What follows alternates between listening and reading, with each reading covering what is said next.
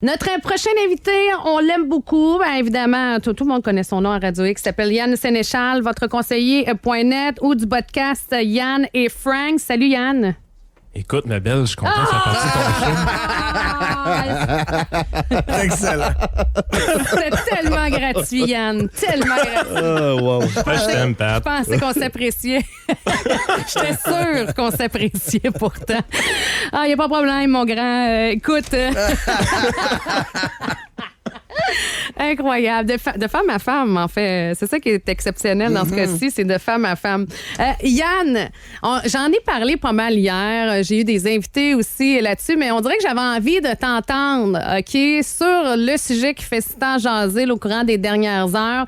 Il y en a qui disent, je me souviens plus si c'est toi qui l'écrivais ou c'est peut-être Frank, ou en tout cas sur Twitter, qu'on perdait notre sang-froid rapidement, puis qu'on s'emballait aussi pour des propos que dit Trump. Mais admettons, OK, là, admettons qu'on se dit là, que le problème n'est pas complexe puis que c'est vraiment facile.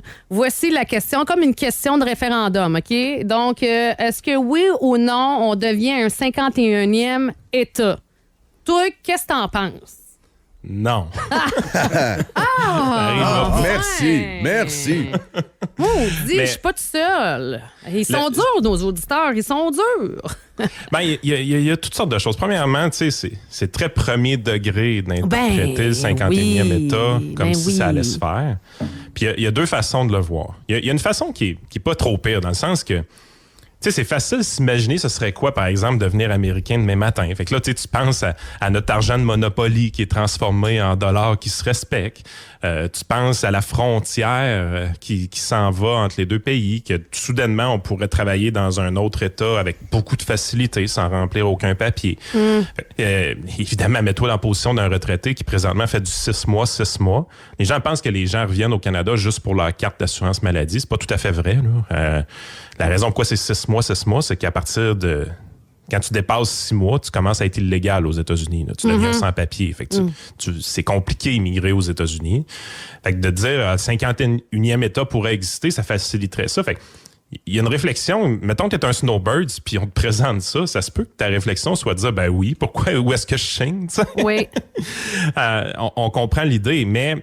Le bout qui m'échappe vraiment au Québec, c'est celui où est-ce qu'on interprète ça comme si ça allait se faire. Je veux dire, on est en train de parler d'annexation possible, tout ça. Là, t'es là, tu te dis, hey, time out.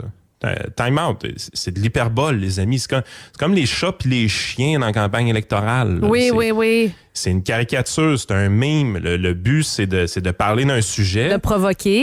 De provoquer, d'attirer l'attention. Dans le cas même avec le Canada, c'est d'établir une position de force en termes de négociation, parce qu'il y a des choses à négocier. Puis plus on avance dans le dossier, mais plus on voit quand même que Donald Trump place ses pions tranquillement et on commence à comprendre qu'est-ce qu'il veut avoir. Puis tu sais, à un moment donné, il y a des gens qui font pas juste commenter l'actualité dans la vie. Il y a des gens qui ça donne que ils font des placements avec du vrai argent. Puis ils prennent des décisions en fonction du contexte géopolitique. Puis quand tu regardes justement les bourses, avec des gens sérieux qui font des placements sérieux, il n'y a personne qui y croit à l'annexation du Canada. Là. Le dollar canadien n'a pas vraiment bougé depuis ce temps-là. Il est un petit peu à la baisse, mais c'est parce qu'on a baissé nos taux d'intérêt beaucoup plus que d'autres choses. Puis la bourse canadienne, dans les derniers 6 mois, elle a fait comme 13% de rendement, là. Puis, de toute façon, d'après moi, ils vont voir là, quand on s'arrête là, sur le bord d'Avin, là, les cabanes en bois rond, là, d'après moi, ils vont dire c'est quoi ça? C'est qu'on fait ici. C'est qu'on Je vais aller plus loin que ça. Patricia, ton argument est bon. Mettez-vous dans la peau de Donald Trump, justement. Pensez-vous vraiment qu'il est sérieux avec l'annexation du Canada? Demain matin, si le Canada devient le 51e État ou les 10 provinces sont 10 États différents, peu importe, ça ne changera pas grand-chose. Oui. On les a tous vus, les sondages. Ben oui, on le sait très bien que nous, on est bleus, là. Ben oui, on est bleu. Il n'y aura plus jamais un républicain qui va être élu président aux États-Unis si le Canada rentre dans les États-Unis. Ça n'arrivera plus jamais, là. Vous donnez une idée en termes de grosseur. Les grands électeurs, c'est un petit peu plus que 500 grands électeurs qu'il y a pour le vote du président. Le plus gros État, c'est la Californie. Au-dessus de 50 électeurs, au-dessus de 50 grands électeurs pour la Californie de leur côté. Et en termes de population, le Canada est sensiblement pareil à la Californie. Fait que demain matin, si le Canada devient le 51e État, ben tu te ramasses avec la Californie 2.0. 100% démocrate, t'es sûr que ça va être démocrate, et c'est 50-55 grands électeurs à peu près. Il n'y a pas un Américain qui veut ça, là. Ben non, ben c'est au contraire. Ils n'arrêtent pas de dire qu'ils veulent être libres, puis c'est la liberté, puis que le Canada, d'ailleurs, on devrait être libres, nous autres aussi, mais tu sais, si on s'annexe, on va les étouffer. Écoute, c'est juste la COVID, nous autres, on ferme tout. Il n'y a rien qui fait du sens. Dans le scénario du 51e État, il n'y a absolument rien qui fait du sens. Par contre, ce qu'il y a derrière ça, c'est une position de négociation. Puis même, il y a des choses qui commencent à être intéressantes. Quand tu regardes qui est vraiment ciblé par des trucs de ce genre-là, il y a le Canada, il y a le Mexique, il y a le Groenland, il y a le canal de Panama. Là, t'es là, tu te dis, attends un peu, là, il y a un trend ici, là. On parle de géopolitique, mais on parle d'économie, puis on parle peut-être même de militaire, là. Oui. C'est surtout ça. Tu sais, je veux dire, il n'y a aucun journaliste québécois qui est en train de voir qu'est-ce qui se passe. Mais si on y va en termes militaires, par exemple, c'est quoi le rapport du Groenland? C'est-tu vraiment qu'on voudrait des ressources naturelles d'un gros bloc de glace? Non. Ça se peut-tu qu'on veuille mettre des bases de l'armée américaine là-dessus? Ben oui. Ils sont pas obligés d'acheter le Groenland pour ça, là. Puis historiquement, il y en a déjà eu une, si je ne m'abuse, Yann, là, la base de Tulé pendant la guerre froide, il en avait construit une qui avait été en vigueur pendant quelques années, peut-être 7-8 ans avant de la fermer. Écoute, si tu sais ça, mon gars, puis que t'as raison, je lève ma casquette, je t'ai pas au courant. ça Mais j'aime je ça, le un garde, animateur de Max. radio qui a des notions historiques de même. Yann, je le garde, Max, là. Ah, je te vois venir, là. Il est pas pire. T'as ton monde dans ton podcast, moi j'ai le mien. Inquiète-toi pas, Pat. Inquiète-toi pas, je te ferai pas ça. Mais non, sérieusement, t'es là, tu dis, il y a quelque chose, là, il se passe de quoi peut-être au niveau militaire, mais pourquoi les États-Unis voudraient avoir une base militaire au Groenland? Pourquoi ce serait une idée, par exemple? Mais là, tu te dis, OK, il y a peut-être quelque chose d'autre en arrière. L'Arctique, avec le Canada, l'Alaska, ils l'ont déjà. Ouais. L'Ouest avec le Canada. Les États-Unis se défendent. Le Mexique. Est-ce qu'on est en train de vouloir rétablir les lignes de défense américaines autour de l'Amérique du Nord, par exemple? Pas possible. Est-ce qu'on veut peut-être mettre fin à l'OTAN? C'est-tu une possibilité du côté des États-Unis? Assurément. Est-ce que ça nous remet aussi le nez, puis excuse-moi l'expression, là, le nez dans notre caca, c'est-à-dire qu'entre autres, là, tu sais, souvent, bon, on n'en parle pas souvent, en fait, là, c'est peut-être ça le problème. Là. Moi, j'ai quelqu'un qui travaille dans Marine et qui me disait que là, présentement, il recommence à avoir des efforts déployés au nord, OK? Dans l'eau au nord, à cause de la Russie qui est allée en passant mettre un drapeau là, comme pour dire que ça leur appartient, là, alors que c'est à nous autres. Là. Fait que, est-ce qu'on est en train de finalement, parce que je sais pas si on était dans un monde de licorne. J'imagine que la réponse est oui, en se disant la guerre, c'est fini. Tu sais, rappelons-nous en 2015 aussi, au moment où Justin Trudeau a été élu, c'était un peu ça, là. Tu sais, de penser à la guerre, c'était comme une grosse joke en se disant c'est impossible, on s'entend tous très bien. Puis finalement, il y a du monde qui, on se rend compte, on s'est laissé peut-être, on a mis des œillères, on s'est laissé manipuler aussi. On a eu des conversations, somme toute, qui menaient à rien là, sur les trans puis les drag queens. Puis je ne sais pas trop pourquoi on est allé là-dedans. Puis finalement, ben il y a des pays, là, eux autres, ils font pas juste jouer aux cartes, là. Eux autres, ils se disent, ben, pendant qu'ils dorment, moi, je vais prendre On va l'espace. avancer, ben oui. Et c'est ce qui se passerait, semble-t-il, au nord. Ben oui, parce qu'écoute, pendant très longtemps, tu sais, la fin de la guerre mondiale, jusqu'à 1991, t'es dans un monde où est-ce que c'est l'Union soviétique et les États-Unis qui s'affrontent dans une guerre froide. Grosso modo, la plupart des conflits qu'on voyait, que ce soit le Vietnam, Corée ou peu importe, il y avait tout le temps un fond capitaliste contre communiste là-dedans. T'as des dictatures, là, principalement. Oh, oui, puis fait que tu sais, cet affront-là, ces deux grands joueurs-là s'affrontaient, sauf qu'à partir de 1991, les États-Unis ont gagné la guerre froide, grosso modo. Ça a été l'hégémonie américaine qui s'est établie.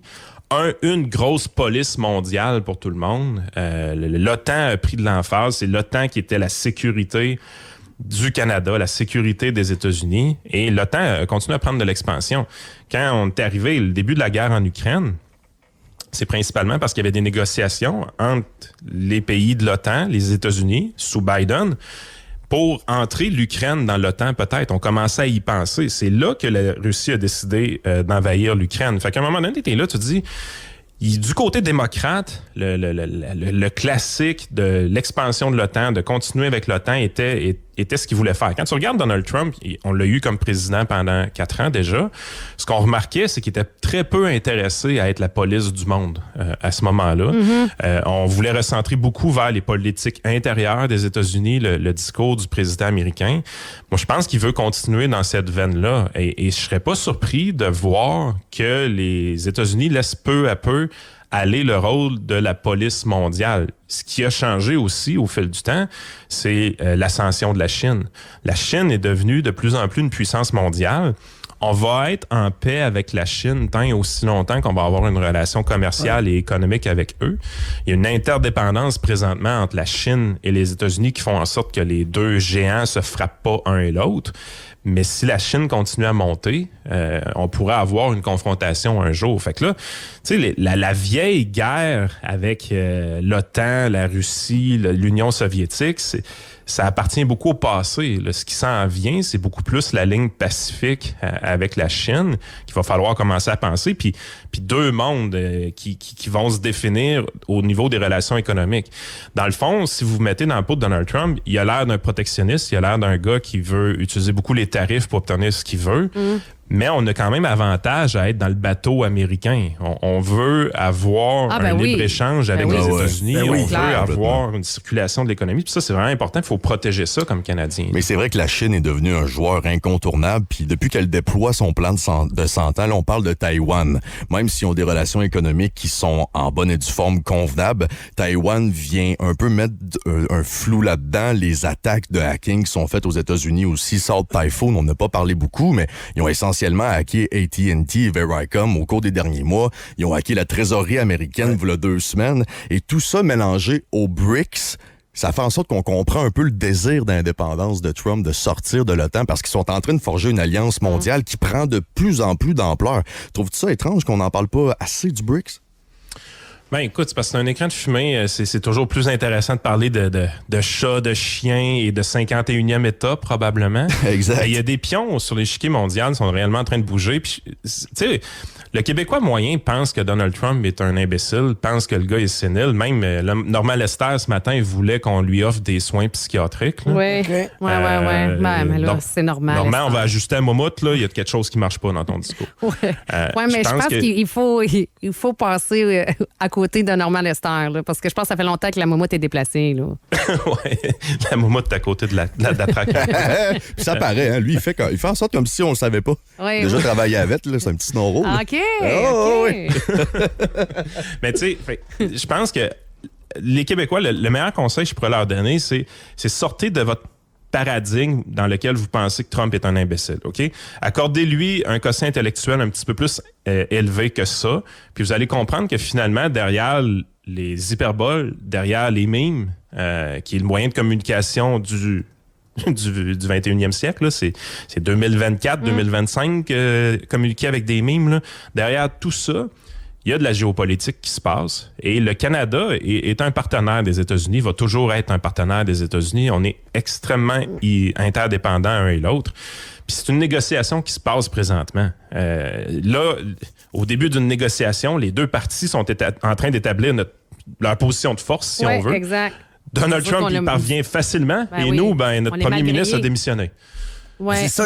Puis pas plus tard qu'hier, tu sais, à sa rencontre avec ses députés et ministres, puis le caucus, il a dit il est pas resté longtemps, une demi-heure. En sortant, il disait je peux rester longtemps parce que j'ai tellement d'ouvrages en tant que premier ministre. Il persiste, là. Il est encore là. Et oui, démissionnaire, là, mais on n'est pas au mois de mars encore. Là. Non. En fait, ce que j'aimerais beaucoup voir, là, c'est Pierre Poilievre qui sort devant les médias et qui dit j'ai sollicité une rencontre avec Donald Trump, je veux aller le voir. Là, c'était drôle, le 51e État, mais nous, on s'apprête à éventuellement prendre possession de ce gouvernement-là, puis là, il faut que ça arrête. Pour l'image, OK, mais il ne peut rien faire concrètement. Là. Même s'il organise une rencontre, qu'est-ce qui va sortir de ça? Il n'est pas au pouvoir. Oui, mais après ça confronte Justin Trudeau pour dire qu'il n'y a plus de crédibilité. Là. On le sait déjà, je te nomme un autre président qui n'est pas au pouvoir présentement? Donald Trump. C'est un bon point. C'est pas grave qu'il soit pas au pouvoir, Pierre Poilievre. Il doit aller... À mon avis, je pense qu'on est rendu au point où est-ce que on a tellement un déficit de leadership au Canada que de voir Pierre Poilievre se lever, de dire à la population canadienne, je vais aller voir Donald Trump, il faut que ça cesse, il faut qu'on commence à parler, il faut que nos équipes se rencontrent. Puis entre vous puis moi, là, leurs équipes se rencontrent déjà. Là. Ça se parle. Yann, j'entendais Chantal Hébert dire que la prochaine campagne électorale, parce qu'au départ, il faut juste on se repositionner, là, on était sur le axe de taxes. OK? Ça a été ça. Là. Le slogan des conservateurs, c'était axe de taxes, c'était plus d'argent dans nos poches, arrêter les dépenses. Depuis les 48 dernières heures, puis surtout, surtout que Donald Trump s'en vient président officiellement au mois de janvier, va être assermenté, une question de jour. Là, elle dit, les campagnes électorales vont être redirigées sur, c'est plus axe de taxes qui va pogner.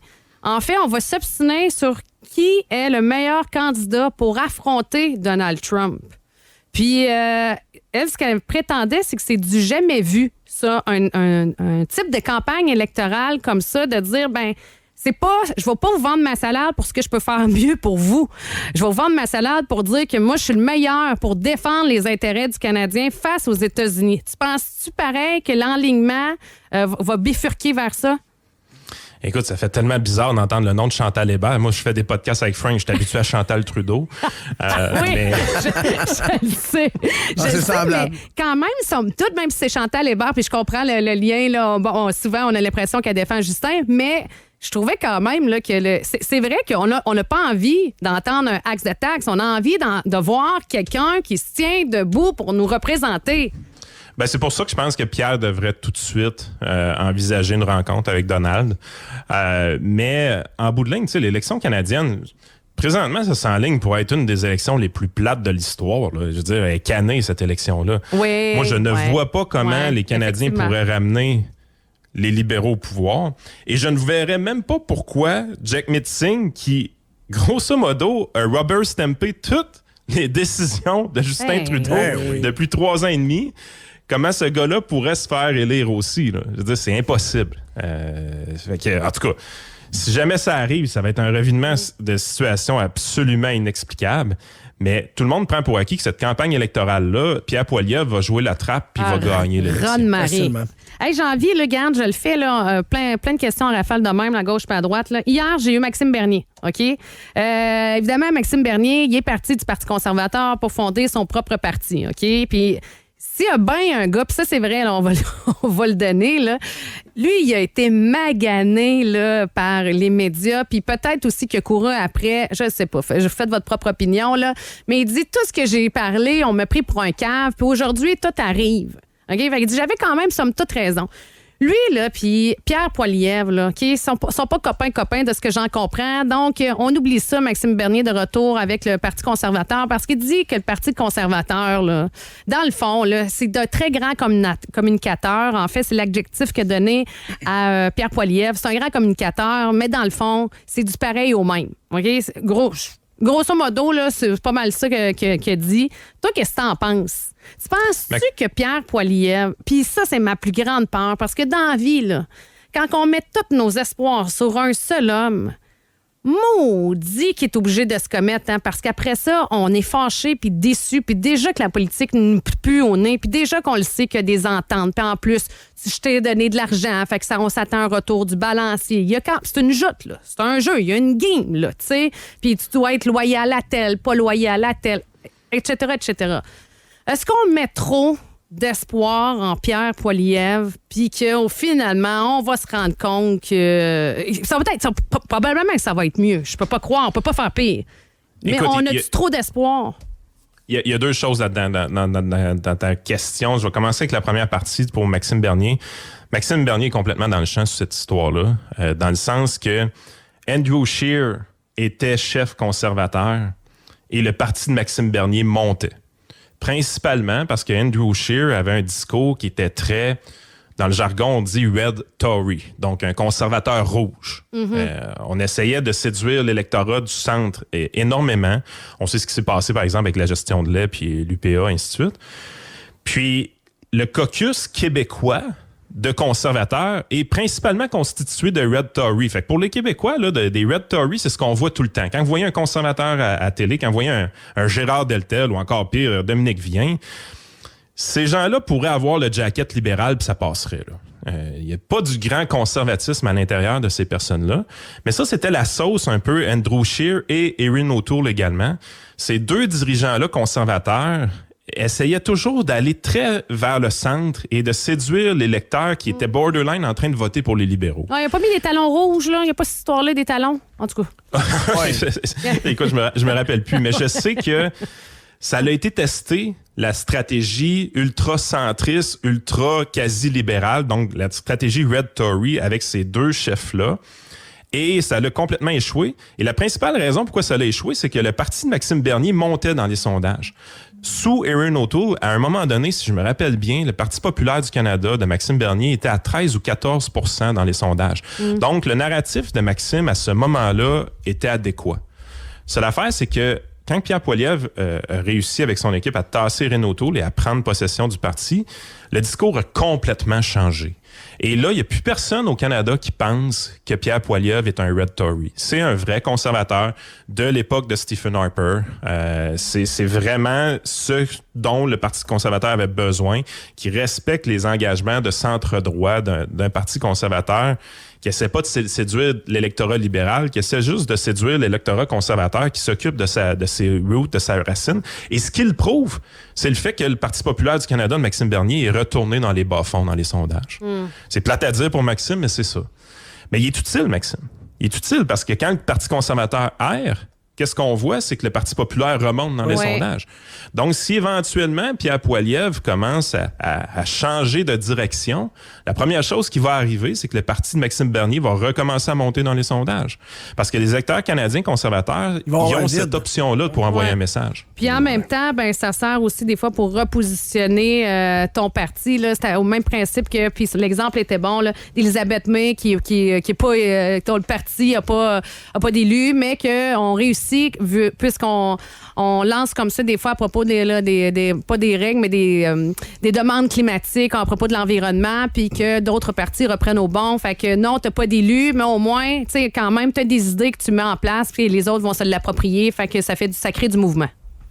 Exactement. Fait que non, j'ai absolument pas confiance dans le caucus québécois des conservateurs, mais j'ai beaucoup confiance dans le gouvernement conservateur potentiel au Canada. Fait que Pierre Poilievre va faire une bonne job pendant un temps. Ce qui va être tough pour lui, c'est que le déficit creusé est gigantesque. Il va avoir l'air du méchant pendant un bout parce qu'il va devoir couper des programmes que le fédéral n'avait pas d'affaires à créer du tout. Normalement, plus vite qu'il arrivera au pouvoir, mieux que ce serait, mais malheureusement, ça niaise, ça brette. Tout ça, c'est de la faute à Jack Metzing et de Yves-François Blanchette aussi, qui a eu la chance de faire tomber les libéraux puis qui l'a pas pris. Fait que tu sais, ça, c'est le bout qui est vraiment difficile. Puis un jour, c'est vrai que Pierre Poilievre va probablement être usé puis commencer à voir son pouvoir lui glisser entre les mains puis ça va repartir. Mais je pense qu'honnêtement, il y a tellement eu de dommages du côté des libéraux qui ont été faits à l'économie canadienne. On en a pour 8 à 10 ans de gouvernance conservatrice. Puis si c'est bien fait, si c'est fait comme dans le temps de l'ère Harper, on va reprendre contrôle de nos finances publiques normalement. Non, et puis les conservateurs sont tellement en avance partout. Là. Pour revenir à Maxime, hier, il nous a annoncé qu'il voulait potentiellement se présenter en Beauce. C'est un peu comme s'il criait dans l'espace, tant qu'à moi en ce moment, là, puis il n'est pas en mesure de lire convenablement la situation. Selon 338 Canada, en ce moment, le Parti conservateur mène à 66 en Beauce, PPC à 7 %. Fait que je sais pas où est-ce qu'il prend ses chiffres, où est-ce qu'il prend ses informations, s'il pense qu'il y a vraiment une chance. Les conservateurs vont tout rafler, là, ça c'est évident. Ben en fait, s'il se présente en Beauce, c'est qu'il est en train d'envoyer comme message qu'il n'y a pas vraiment de chance de gagner le comté. S'il y avait un comté au Canada qu'il pouvait prendre, c'est là qu'il se présenterait. Fait qu'en se présentant chez lui, qui est correct, je respecte ça beaucoup que Maxime revienne dans ses terres. Ouais, c'est sa base, là. Exactement, mais je veux dire, il envoie aussi comme message en faisant ça qu'il ne gagnera aucun député. Là. Non, ben, c'est ça, mais tu sais, en même temps, je comprends le principe là, de revenir à la maison, entre guillemets. Là. Je sais qu'il voulait se présenter dans Montréal si Justin se représentait, mais là, étant plus le cas, il reconsidère la Beauce. Puis je pense qu'il est au courant que les conservateurs, là, ça va être un raz-de-marée. Quand même bien qu'ils sont partis ou pas, ça change rien. Le monde est écœuré, puis tu vas y aller avec une valeur sûre, tu vas y aller avec ceux qui peuvent avoir le pouvoir. Dans ce cas-ci, ben, c'est les conservateurs. Puis ce qui va être intéressant de voir au niveau des conservateurs, ça va être qui vont présenter au Québec. Parce que présentement, le Québec est un peu retardataire. On n'embarque pas dans le bandwagon. On est encore avec les bloquistes. Mais tu sais, ça prendrait pas grand-chose pour qu'on saute dans le train pour dire on veut participer à ce gouvernement-là, on veut avoir des ministres, nous aussi, et ainsi de suite. Hey, j'ai une question, OK? Pendant qu'elle me vient, Yann, excuse-moi d'être coupé, là. Vas-y. J'ai envie de te demander celle-là, puis après ça, on va falloir y aller parce que le temps avance. Mais, Anne, OK, je te mets un contexte, OK, que je m'imagine. Si il n'y avait pas le Bloc québécois, OK? Le Bloc québécois n'existe plus, c'est fini, OK? C'est fini, on a décidé qu'on n'avait pas d'affaires là. Parfait. Est-ce que tu penses qu'au Québec, on revote pour le Parti libéral? Non. Tu penses qu'on vote là, pour les conservateurs? Mais reste qu'en ce moment, il y a le Bloc, les libéraux et le Parti conservateur qui est 3e au Québec. Hey, moi, je ne le trouve pas trop stable. Ben écoute, tu sais, le Bloc québécois a déjà fait élire juste 4 députés, là. Oui. Oui. Puis c'est l'affaire, c'est qu'on sait, c'est la vague orange qui était arrivée. Oui. Ce que ça montre, à mon avis, c'est que les Québécois, la politique fédérale, ils la suivent pas. Ça les intéresse pas.